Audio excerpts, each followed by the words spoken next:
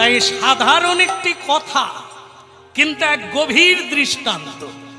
সেটা হলো যারা ঈশ্বরের সঙ্গে যুক্ত, এই তাদের সঙ্গে যারা যুক্ত হবে তারাও শীতল হবে, তারা কিছু পাবে।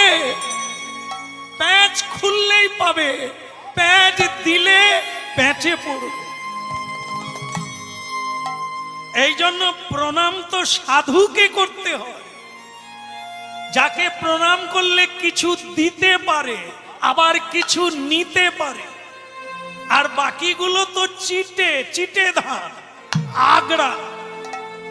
এ চেপে ধরলেও জলে ডোবে না, কারণ ভেতরে কিছুই নাই।